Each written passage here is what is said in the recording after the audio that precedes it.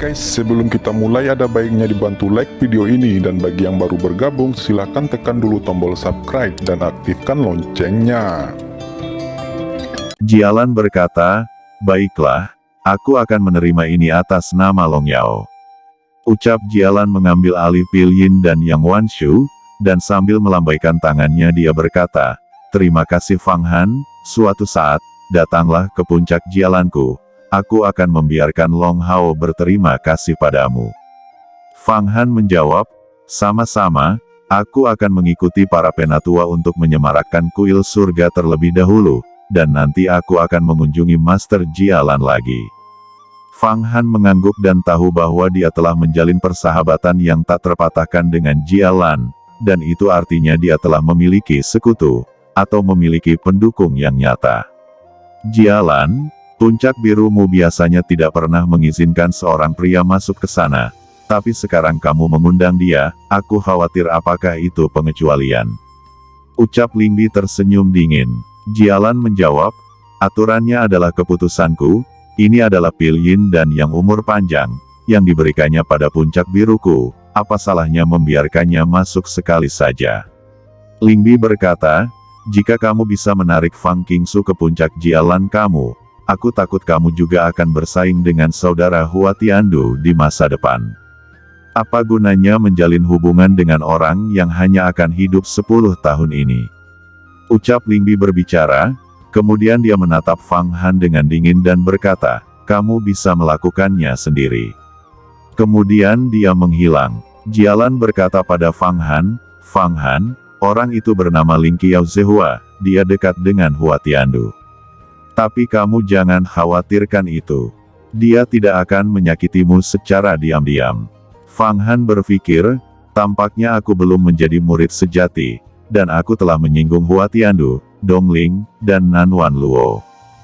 Gumam Fang Han diam-diam tersenyum. Tetapi bahkan Hua Tiandu berani kusinggung, dan aku tidak takut untuk menyinggung lebih banyak orang. "Baiklah, aku akan menunggumu di puncak biru." Ucap Jialan dan tiba-tiba sosok itu menghilang.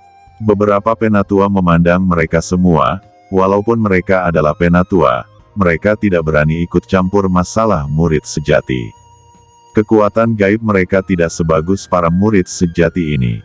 Meskipun identitas mereka lebih tinggi daripada mereka.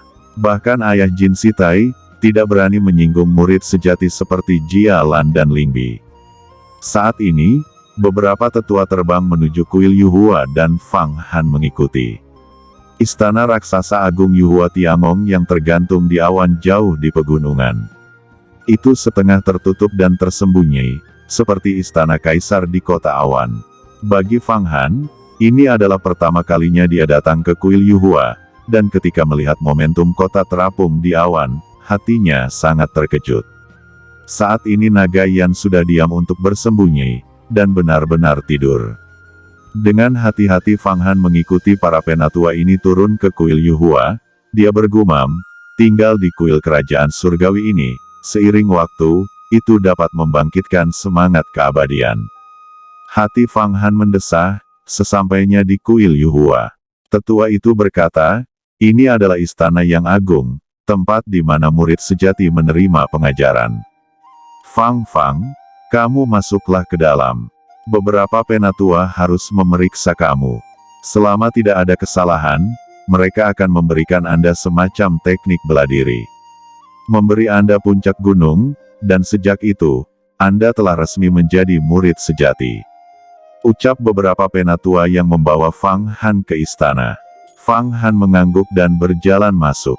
Selangkah demi selangkah, dengan tenang dan percaya diri, dan tentu saja Fang Han telah menyegel segala sesuatu tentang Huang Quan di kepalanya. Di depan Fang Han saat ini, ada dua orang penatua sedang duduk memperhatikan Fang Han datang. Meskipun salah satu penatua ini terlihat seperti seorang remaja, Fang Han merasa jantungnya berdegup kencang ketika ditatap penatua ini. Penatua itu berkata, "Jangan takut, meskipun aku adalah penguasa hukuman surgawi, aku masih sangat berhati-hati untuk membunuh murid sejati Yuhuamen. Dia adalah penguasa hukuman Tianxing." Gumam Fang Han dalam hati, sambil melengkungkan tangan. Fang Han memberi hormat pada mereka berdua. "Tianxing, coba kau lihat bagaimana keadaannya," tanya tetua satunya. Mata penatua itu menatap Fang Han dengan teliti. Fang Han merasa bahwa tubuhnya dimata-matai dan terlihat inci demi inci. Penatua Tianxing berkata, "Ajari dia kekuatan magis." "Baiklah, karena kamu sudah melihatnya, tentu tidak akan ada kesalahan," jawab tetua berjenggot itu mengangguk dan dia mengangkat tangannya. Tiba-tiba sebuah buku giok jatuh ke tangan Fang Han. Fang Han bersemangat dan dengan cepat mengangkat tangannya dan melihat bahwa buku itu bertuliskan, "Angin Musim Semi." Fang Han tahu bahwa buku ini jelas bukan semacam metode kekuatan magis yang kuat seperti pisau guntur listrik ungu milik Fang Qingsu, Tianhan Xuan Ming Jin milik Hua Tiandu dan lainnya. Dan ini tampaknya hanya teknik kekuatan magis bantu. Tetua itu berkata, "Angin musim semi ini adalah kekuatan magis kecil di antara kekuatan magis Tianmu. Teknik ini paling unggul digunakan untuk penyembuhan, alkimia, penguatan, kehidupan, dan aura. Sekarang saya memiliki banyak murid di Yuhuamen, tetapi saya tidak memiliki seorang alkemis.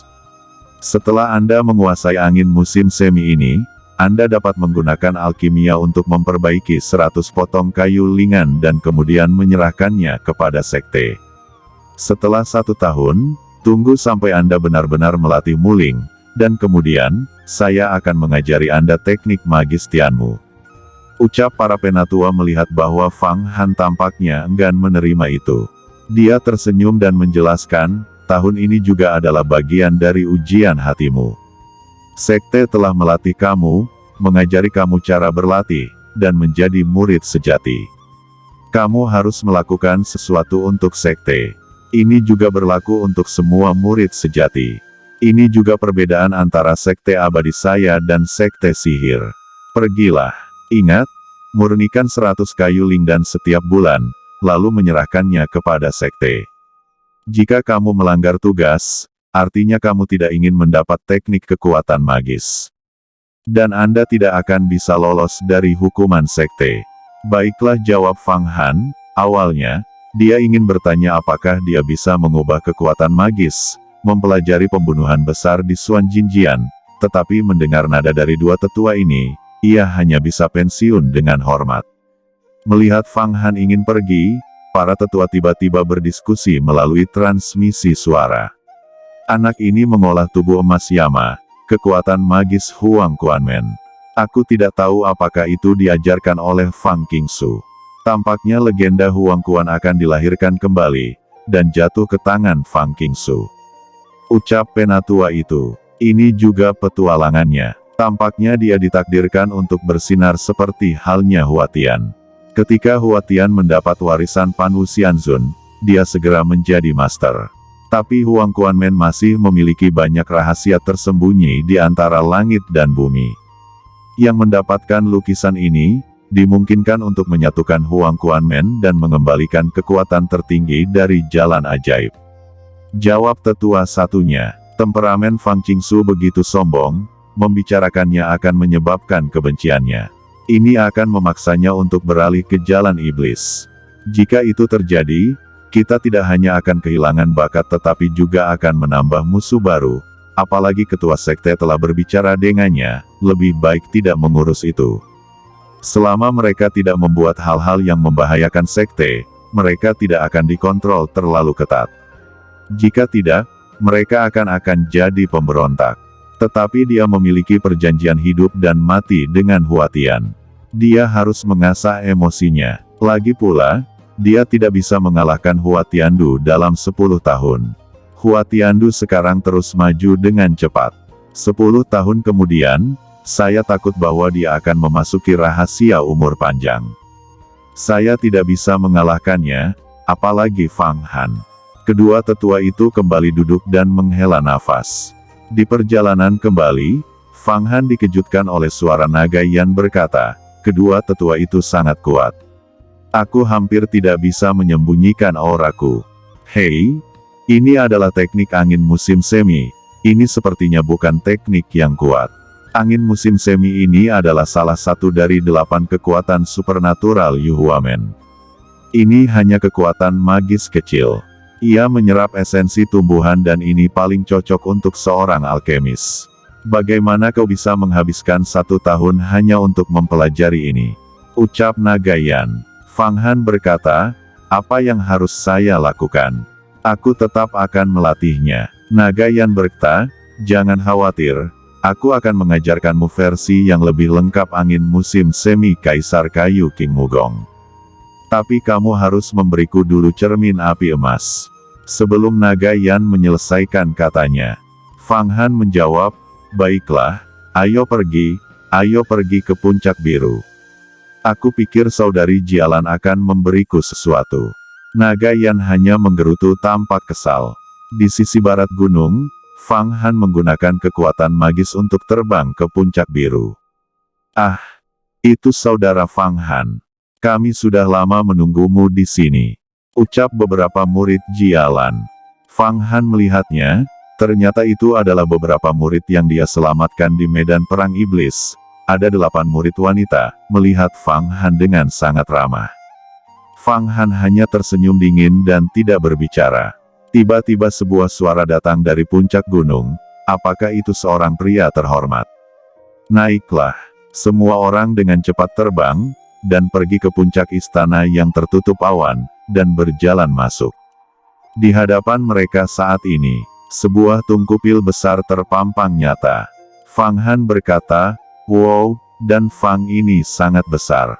Jialan dan Long Yao duduk di sebelah tungku dan ketika Fang Han masuk, Long Hao berdiri dengan cepat dan berkata, terima kasih atas bantuan Anda, itu tidak akan dilupakan. Fang Han menjawab, aku hanya melakukannya sebaik mungkin. Fang Han ini adalah jarum dewa Tianmu, ini kudapatkan dari menang taruhan dengan Lingbi. Ambillah, ini akan membantumu mempelajari teknik angin musim semi. Dan ini bisa menghemat banyak kerja keras. Ucap Jialan melambaikan tangan, dan jarum dewa Tianmu ini jatuh ke tangan Fang Han. Berkenaan dengan kultivasi, jika Anda memiliki pertanyaan, Anda selalu dapat bertanya kepada saya. Tentu saja, Anda masih akan belajar dari saudara perempuan Fang Qingsu. Setelah dia keluar nanti dari dunia kecil, jika dia tahu bahwa Anda berani menantang Hua Tiandu, dia akan sangat senang. Fang Han berkata, saudari Jialan, apa Anda tahu keberadaan dunia kecil itu? Xiao Xianji adalah tempat paling misterius dari sekte Yuhua kita. Meskipun saya juga pernah pergi untuk berlatih, saya tidak dapat memahami situasinya. Selain itu, ini adalah rahasia terbesar Yuhua Men. Ketika Anda berkultivasi ke alam tertentu, sekte pasti akan membiarkan Anda pergi berkultivasi ke sana. Ucap Jialan tersenyum dan berkata lagi, Fang Han selagi puncakmu dibangun, berlatihlah di puncak biru ini, di sini ada hutan bambu ungu. Ini adalah akar spiritual yang telah saya tanam dengan hati-hati. Ucap Jialan menawarkan bantuan. Fang Han berkata, dalam hal ini, saya ingin mengucapkan terima kasih kepada saudara Jialan. Oke teman-teman, terima kasih sudah menonton. Jangan lupa like, komen, dan subscribe.